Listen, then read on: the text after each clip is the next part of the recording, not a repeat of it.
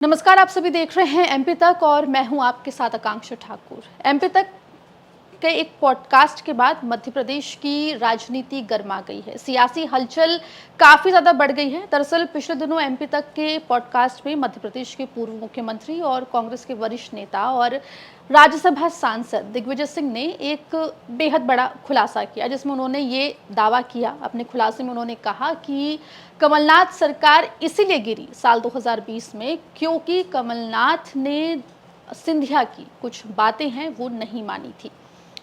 एक प्रोग्राम बनाकर या यूं कहें कि विश लिस्ट बनाकर सिंधिया के द्वारा दी गई थी, लेकिन उन विश लिस्ट को नहीं माना गया, जिसका नतीजा ये रहा कि साल 2020 में कमलनाथ की कांग्रेस की सरकार मध्य प्रदेश से चली गई। 5 साल बाद भी इस पूरे मुद्दे पर लगातार जो है वो चर्चा होती दिखाई दे रही है। और आपको बता दें हम कि इस पूरे प्रकरण पर जो कमलनाथ सरकार गिरी थी उस पर वरिष्ठ पत्रकार ब्रजेश राजपूत, जो विस्तार न्यूज़ के एडिटर इन चीफ भी हैं, उनके द्वारा एक किताब भी लिखी गई थी, वो 17 दिन की एक पूरी टाइमलाइन, जिसमें उन्होंने बताया था कि कैसे कमलनाथ सरकार कांग्रेस की सरकार गिरी थी। अब जब दिग्विजय सिंह ने ये बयान दिया है तो आज हम ब्रजेश जी से इस बातचीत के जरिए जानने की कोशिश करेंगे कि आखिर दिग्विजय सिंह ने जो दावा अब किया है उसमें कितनी सच्चाई है, उन 17 दिनों में क्या कुछ हुआ था और अब उसका इम्पैक्ट क्या होगा। ब्रजेश जी, बहुत स्वागत आपका एमपी तक पर। शुक्रिया आकांक्षा, आपको और एमपी तक को। जी। सर, मेरे हिसाब से पॉडकास्ट आपने सुना होगा, काफ़ी चर्चा में है, सुर्खियों में है। सबसे पहले तो मैं समझना चाहूँगी और मुझे लगता है कि एमपी के दर्शक भी समझना चाहेंगे कि दिग्विजय सिंह के दावे में आखिर कितनी सच्चाई है? हाँ, नहीं देखिए, आपका जो मिलिंद जी का जो इंटरव्यू था दिग्विजय सिंह के साथ, वो बड़ा जोरदार रहा और उन्होंने दिग्विजय सिंह ने बहुत सारी वो बातें कही जिसको बोलने से वो अब तक बचते थे। और इस इंटरव्यू को हम लोगों ने भी एमपी तक की कर्टसी देके बहुत अच्छे से चलाया है। और कल दिन भर मध्य प्रदेश की राजनीति इस पूरे मामले को लेकर गरमाई रही, क्योंकि तकरीबन 5 साल बाद ये खुलासा हो रहा है। 2020 में सरकार गिरी थी और 5 साल बाद इसकी चर्चा हो रही है, तो निश्चित ही मध्य प्रदेश की राजनीति में हलचल है, क्योंकि जो कमलनाथ हैं वो दुबई में है, जो दिग्विजय सिंह हैं वो चेन्नई में है। और हम जो न्यूज़ चैनल के लोग हैं, हम लोगों के लिए बहुत बड़ी खबर है मध्य प्रदेश की राजनीति के लिहाज से, भले ही 5 साल पुरानी घटना क्यों नहीं हो, क्योंकि इतिहास कभी मरता नहीं है। हुँ। घटनाएँ हमेशा ज़िंदा रहती हैं। और जिस तरीके से इस पूरे मामले में खुलासा हुआ है, तो दिलचस्प ये है कि दिग्विजय सिंह ने वो कहा है कि किस तरीके से वो मतभेद हुए बड़े नेताओं के बीच और उसका खामियाजा भुगतना पड़ा उस सरकार को जो मध्य प्रदेश में 15 साल के बाद आई थी।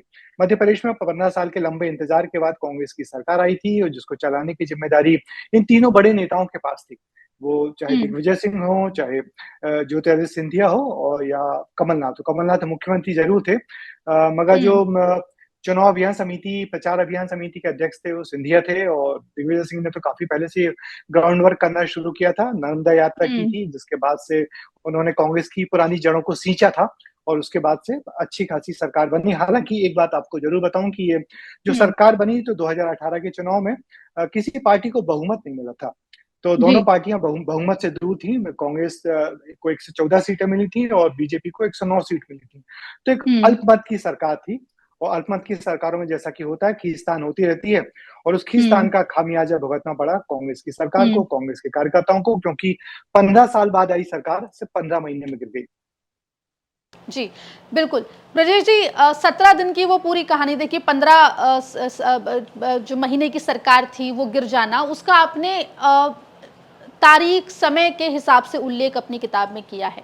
दिग्विजय सिंह ने अपने दावे में ये कहा कि एक बिज़नेस पर्सन के घर जाते हैं, वहाँ पे जाकर डिनर होता है, बातचीत होती है, कमलनाथ सिंधिया के बीच में सुलह कराने की कोशिश की जाती है।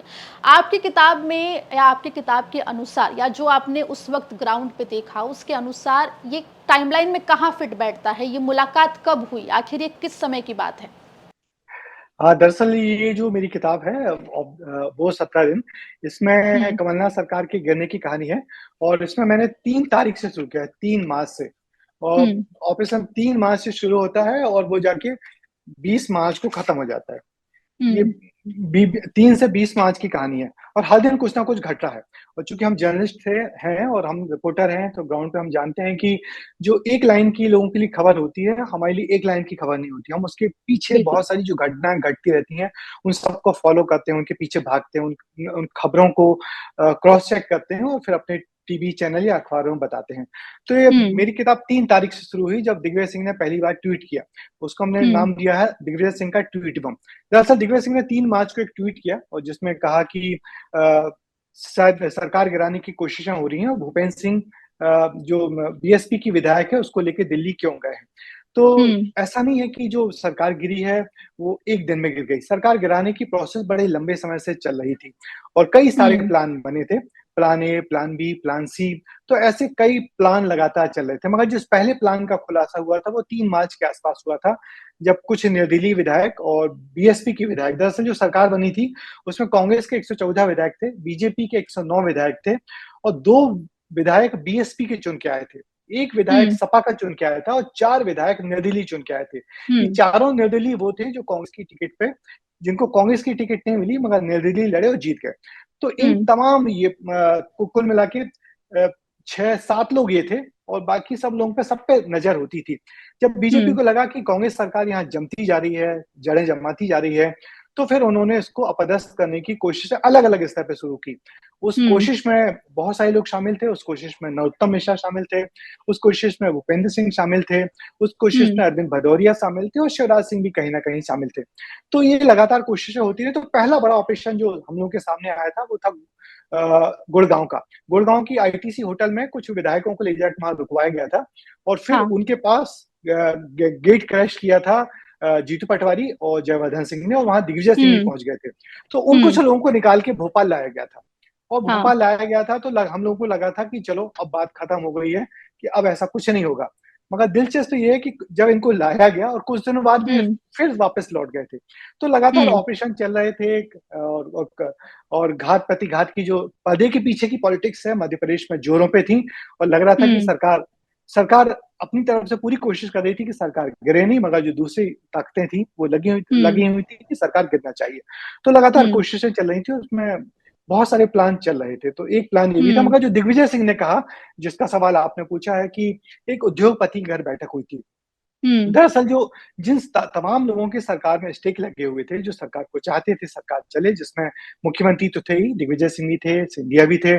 सबको लग रहा था कि कहीं न कहीं सिंधिया और कमलनाथ के मतभेद इस सरकार को गिरा देंगे। तो इसको मतभेद दूर करने की कई दफ़ा कोशिश हुई। एक बड़ी कोशिश जिसका ज़िक्र दिग्विजय सिंह ने एमपी तक के इंटरव्यू में किया कि एक बड़े उद्योगपति के घर में बैठक की गई। उस बैठक में हुँ, बहुत सारे लोग शामिल थे। उस बैठक में दिग्विजय सिंह शामिल थे, उस बैठक में कमलनाथ शामिल थे, उस बैठक में सिंधिया शामिल थे, उस बैठक में विवेक तन्खा शामिल थे और हुँ, कुछ और लोग थे। तो ये सारे लोग वहाँ इकट्ठे हुए। उद्योगपति का नाम दिग्विजय सिंह जी ने भी नहीं बताया, तो मैं भी नहीं बताऊँगा, हालाँकि हम सब जानते हैं। तो वहाँ पे सब लोग इकट्ठे हुए और बातचीत दिग्विजय सिंह ने बहुत आसानी से कह दिया कि एक विश लिस्ट बनी थी, जिस पे मैंने और सिंधिया जी हुँ, ने दस्तखत कर दिए, माने कुछ डिमांड्स थी। मगर हुँ, जो मुझे कुछ लोगों ने बताया कि विश लिस्ट तो बनी थी मगर ये जो बैठक थी, बहुत बुरे तरीके से खत्म हुई थी। कुछ इंग्लिश हुँ, अंग्रेजी में गालियों का आदान-प्रदान भी हो गया था कि अब जो करना हो कर लो, जो करना हो कर लो। तो ये बैठक भी कोई बहुत अच्छे तरीके से खत्म नहीं हुई थी। मगर फिर हुँ, भी कुछ लोगों को उम्मीद थी कि अब चूँकि ये बैठक हुई है तो बात बन जाएगी कहीं न कहीं। मगर ये बैठक हुँ, तना-तनी के साथ ही खत्म हुई है। क्योंकि कमलनाथ का अपना काम करने का अलग तरीका था, उनका वर्किंग जी, स्टाइल अलग तरीका था। जो सिंधिया हैं वो अलग तरीके से डिमांड्स करते थे और सिंधिया हुँ, चूँकि उम्र का इतना बड़ा फासला था कि वो उनको बहुत ज़्यादा तवज्जो नहीं देते थे, कमलनाथ सिंधिया को। क्योंकि उनको हुँ, जो सिंधिया पक्ष के लोगों का कहना था, उन्होंने हम लोगों को बताया था कि सिंधिया की छवि एक ऐसे शैतान बच्चे के रूप में पेश कर दी गई थी बड़े लोगों के सामने, चाहे वो सोनिया गांधी हों, चाहे राहुल गांधी हों, इन सब के सामने कि बहुत डिमांडिंग बच्चा है, बहुत डिमांड्स करते हुँ, हैं, वो लगातार माँगते रहते हैं और जब ना माँगो या पूरी विश लिस्ट पूरी ना करो, तो हमेशा शिकायतें करने लगते हैं। तो ये सिंधिया के बारे में एक इमेज बना दी गई थी। सिंधिया के फ़ोन कॉल्स कमलनाथ उठाते नहीं थे, तो ये भी सिंधिया को बहुत बुरा लगता था। जबकि सिंधिया को लग रहा था कि जब चुनाव कैंपेन शुरू हुआ था कि कहीं न कहीं उनको मुख्यमंत्री बनाना चाहिए, उप मुख्यमंत्री बनाना चाहिए, प्रदेश हुँ, कांग्रेस के हुँ, अध्यक्ष बनाना चाहिए, ये तमाम चीज़ें तो थी। मगर हुँ, 2018 में क्या हुआ कि 2000 अ, स स 2018 में चुनाव हुआ और फिर जब अगले साल लोकसभा का चुनाव हुआ, तो लोकसभा के चुनाव में 2019 में जब लोकसभा चुनाव में सिंधिया चुनाव भी हार गए थे, तो ये सिंधिया के लिए बड़ा झटका था कि वो ना मुख्यमंत्री बन पाए, ना उप मुख्यमंत्री बन पाए, ना प्रदेश अध्यक्ष बन पाए। ऊपर से जो सांसद थे, वो सांसद का चुनाव भी हार गए। तो ये जी। सब को लेके सिंधिया बहुत तनाव में थे। जी, आप हुँ। पूछिए। जी, बिल्कुल। इन सब के बीच में देखिए लगातार बात हो रही है कि जो मीटिंग हुई एक बिज़नेस पर्सन के घर पर, उद्योगपति के घर पर मुलाकात होती है। आपने बताया कि काफ़ी गहमा-गहमी उसमें रही और एक बैड नोट पे वो मीटिंग जो है ख़त्म हुई। लेकिन जो विश लिस्ट की बार-बार बात आती है, ऐसी कौन-सी माँगें थी जो सिंधिया ने कर दी, जिसके ऊपर दिग्विजय सिंह के हिसाब से उन्होंने दस्तखत तो कर दिए लेकिन कमलनाथ ने माना नहीं?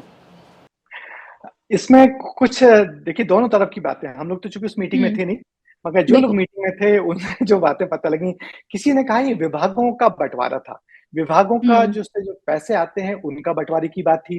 कुछ लोगों का हुँ, कहना था कि जो अपने जिलों में जो कलेक्टर, ऑफिसर्स की जो तैनाती होती है, विभागों की बड़ी जो जैसे ट्रांसपोर्ट डिपार्टमेंट है, ट्रांसपोर्ट डिपार्टमेंट के कमिश्नर होता है, उसमें अपॉइंटमेंट किसकी मर्ज़ी से होगा, कौन से विभाग के ऑफिसर्स की नियुक्ति कौन करेगा, इसकी भी चर्चा हुई। हुँ, जो जिले के कलेक्टर्स, कुछ जिलों के कलेक्टर्स, जैसे कि आप जानती हैं कि जब ये सरकारें या जो नेता होते हैं अपने इलाके, अपने जिलों में अपनी हुकूमत चलाना चाहते हैं, वो चाहते हैं कि वहाँ के जो भी कलेक्टर, एसपी, बड़े विभागों के जो ऑफिसर्स हैं, उनकी जो नियुक्ति हो उनकी मर्जी से हो। कांग्रेस में बहुत ज्यादा होता है। तो वो हुँ, सब की डिमांड्स भी थी, जिसको कमलनाथ लगातार अवॉइड कर रहे थे, लगातार मान नहीं रहे थे कि किस डिपार्टमेंट के हेड की जो ऑफिसर्स हो नियुक्ति कौन करेगा। तो हुँ, इसकी भी हुँ, चर्चा वहाँ बहुत लंबे समय से चल रही थी। तो दिग्विजय सिंह हुँ, जी ने तो बहुत आसानी से बताया कि कुछ ग्वालियर चंबल की बातें थी, पोस्टिंग की बातें थी, मगर बातें उससे ज़्यादा थी। और ये हुँ, जो बातें चूँकि एक बड़ा आदमी जब सरकार चलाता है तो उसको लगता है कि ये सारी बातें नहीं होना चाहिए, क्योंकि सरकार वो चला हुँ, रहा है। क्योंकि जो भी सरकार जी। चलाता हो, फिर चाहे वो कमलनाथ चलाते हों, चाहे शिवराज सिंह चलाते हों या कोई मुख्यमंत्री, जैसा अभी हम देख रहे हैं मोहन यादव चला रहे हैं, तो हर व्यक्ति चाहता है कि सरकार पूरी उसके मुताबिक चलना चाहिए। तो बीच में हुँ, ये सब जो बातें होती हैं, जो प्रेशर ग्रुप्स होते हैं, इनको वो लगातार अवॉइड करता है। क्योंकि हुँ, सरकार चलाने में सबसे बड़ी पोस्ट यदि कोई होती है, तो मुख्यमंत्री की होती है। वो ही पूरे जी। प्रदेश का कर्ता-धर्ता हो, तो ज़रा भी बातें सहन नहीं करता। तो यही हुँ, रवैया हुँ, कमलनाथ का था, वो बिल्कुल सहन बर्दाश्त नहीं कर रहे थे कि मुझे ऊपर से कुछ कहा जाए कि इस पोस्ट पे किसी की नियुक्ति होना चाहिए, इस जिले में कौन कलेक्टर होना चाहिए, तो वो बहुत ज़्यादा मानने को तैयार नहीं थे। तो ये बहुत ज़्यादा तना-तनी हुई। और जहाँ तक हुँ, मीटिंग का सवाल है, मैं आपको बताऊँ कि एक मीटिंग और हुई थी। वो जो गोविंद राजपूत जो सिंधिया खेमे से जो मंत्री बनाए गए थे, उन्होंने भी अपने घर पे 18 जनवरी 2020 को एक मीटिंग एक मीटिंग की थी उन्होंने। उन्हें सारे विधायकों को बुलाया था, सारे अपने घर पे मंत्रियों को बुलाया था और कमलनाथ और सिंधिया को भी बुलाया था। सिंधिया हुँ, जी भी आए हुँ, थे और दोनों लोग हुँ, बड़े हुँ, नेताओं को बता दिया गया था कि आप लोगों के लिए हमने एक पीछे का कमरा बुक करके रखा हुआ है कि हम लोग से तो आप मिलेंगे ही, बाद में आप लोग एक पीछे के कमरे में चले जाइएगा, वहाँ बैठ के हुँ, आपके खाने-पीने का दोनों का इंतज़ाम है, वहाँ बैठ के खाइए-पीजिए और आपस में अपने मतभेद सुलझाइए।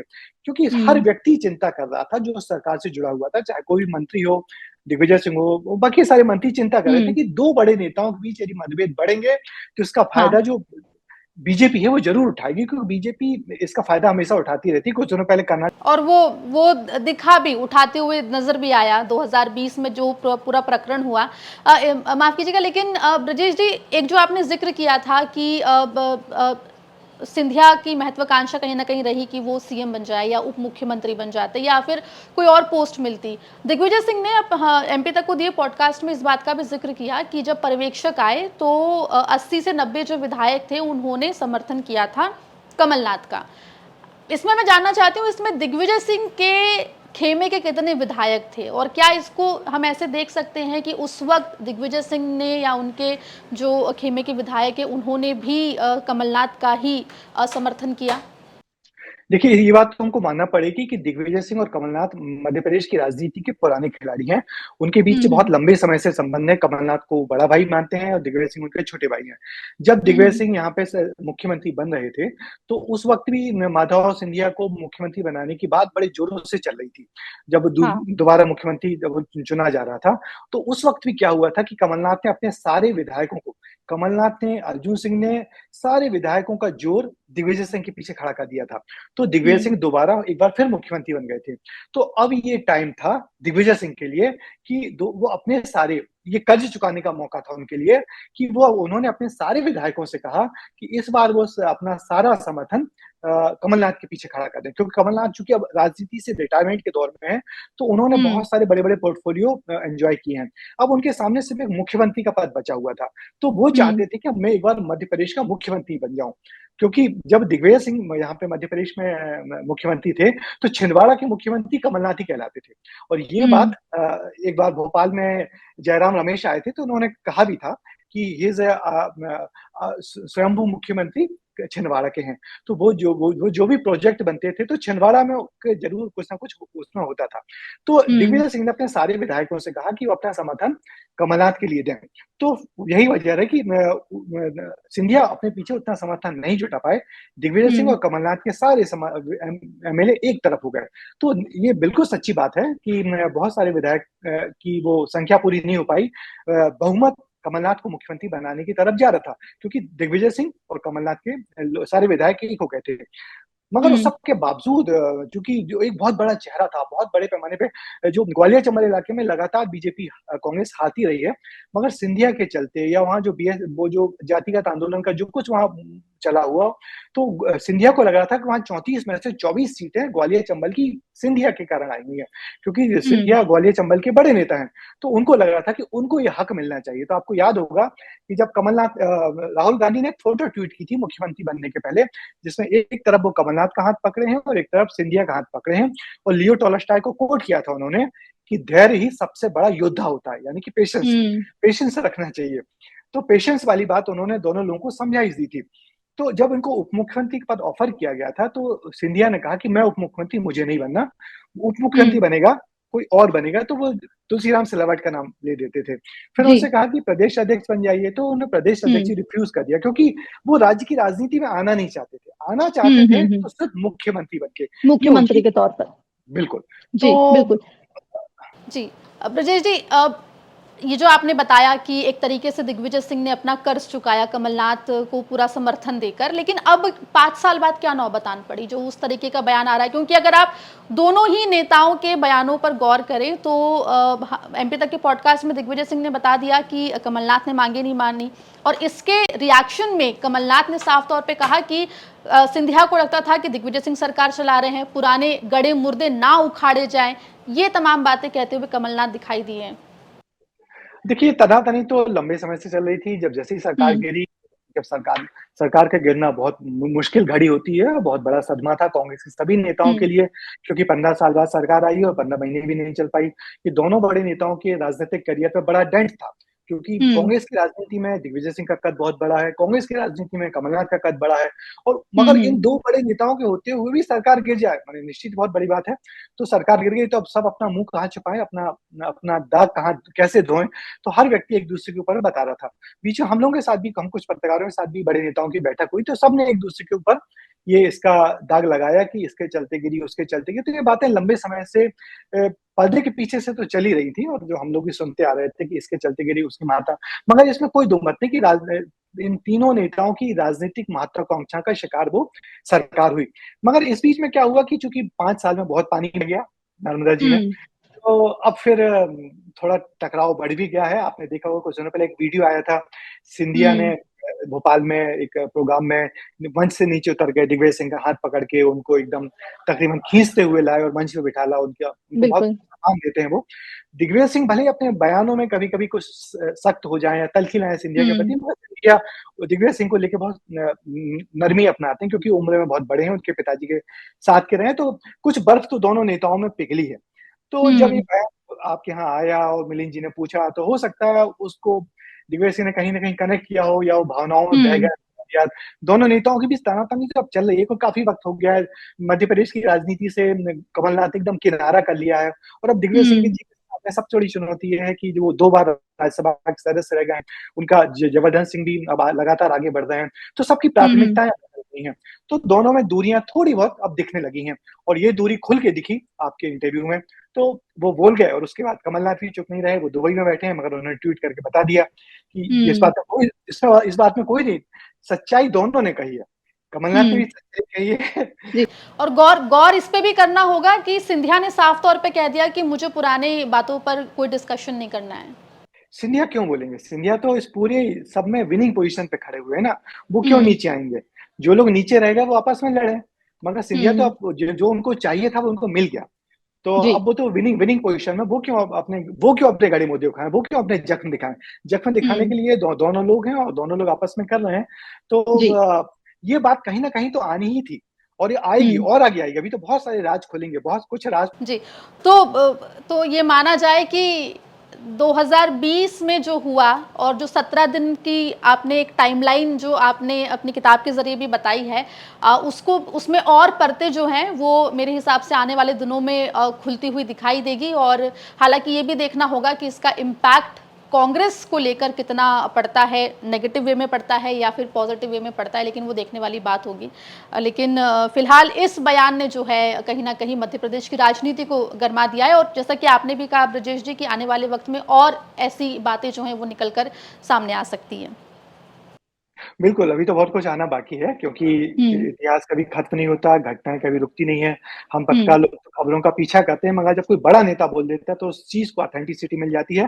तो जी। बहुत सारे वादे के पीछे बहुत सारी घटनाएँ होती हैं और मैं आपको बता दूँ कि अभी जो वर्तमान में जो मध्य प्रदेश बीजेपी के जो प्रदेश अध्यक्ष हैं हुँ, हुँ। हेमंत खंडेलवाल, वो जो ऑपरेशन चला था जिनको इन तमाम विधायकों को जिस तरीके से वहाँ बैंगलोर ले जाया गया था 22 विधायकों को, उसमें इनकी भी भूमिका थी। ये भी उस पूरे हुँ, ऑपरेशन के पार्ट थे और चूँकि आप जानते हैं हुँ। हेमंत खंडेलवाल पर्दे के पीछे रह के काम करते हैं और जब एमपी तक का भोपाल में प्रोग्राम हुआ था, तो उन्होंने मंच से इस बात पे कुछ जवाब भी दिए थे, जो वो नहीं देना चाहते थे, मगर एमपी तक ने पूछा तो जवाब भी दिया था। तो जी। वो भी इस पूरे ऑपरेशन तो कुल मिला के थोड़ा हमें इंतज़ार करना होगा। मुझे लगता है कि आने वाले दिनों में और इस पूरे मामले में हमें जो है नई बातें पता चल सकती है। जी। हुँ। हुँ, हुँ।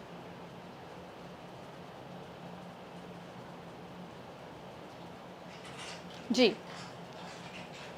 हुँ, हुँ। हुँ। जी।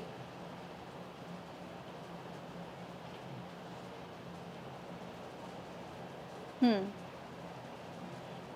जी। जी। जी, जी। निकल कर आएगी। जी, बिल्कुल। बहुत-बहुत शुक्रिया ब्रजेश जी, आप जुड़े हमारे साथ और आपने बहुत विस्तार से इस पूरे प्रकरण और उस वक़्त का जो घटनाक्रम था, उसकी टाइमलाइन को हम तक स पहुँचाया। बहुत-बहुत शुक्रिया आपका। बहुत-बहुत शुक्रिया, आकांक्षा आपका भी और एमपी तक का भी।